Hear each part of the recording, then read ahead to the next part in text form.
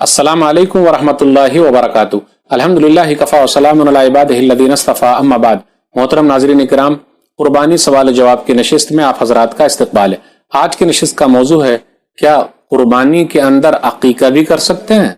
آج کل دیکھ لیجئے لوگ بہت سوالات پوچھتے ہیں، ایک تیر سے دو شکار کرنا چاہتے ہیں۔ میرے بھائیو، عقیقہ الگ ہے، قربانی الگ ہے۔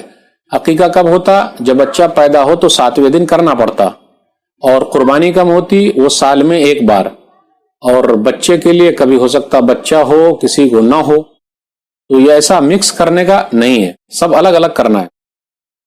اور بچے کے لیے پورا خون بہانا پڑے گا، پورا خون دینا ہے۔ اور قربانی حصے والی بھی چلتی ہے، یعنی حصے میں 7 لوگ شریک ہو سکتے، لیکن ایسا نہیں ہے کہ جانور میں 7 بچے کو ایک ساتھ نمٹا دیا، ایسا نہیں ہے۔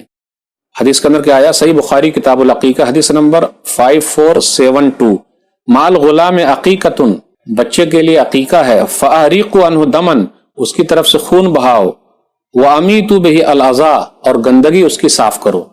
تو خون بہانا یہاں آیا ہے، تو حصے والا عقیقہ کریں گے تو خون بہانا کہاں ہوا؟ یعنی ایک کے لیے خون بہانا ہے، تو 7 کے لیے 7 بچے تو الگ الگ خون بہانا پڑے گا۔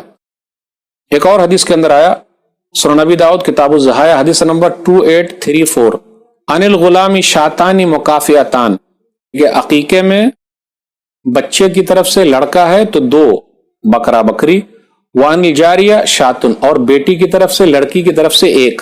اور قربانی میں کیا ہوتا؟ حصے والی قربانی ہے، بڑے جانور میں 7 ہے، صحیح مسلم کتاب الحج حدیث نمبر 1318۔ تو اس سے یہ پتا چلا قربانی اور عقیقہ دونوں الگ الگ چیز ہے، دونوں کو ایک دوسرے میں مکس نہیں کرنا ہے۔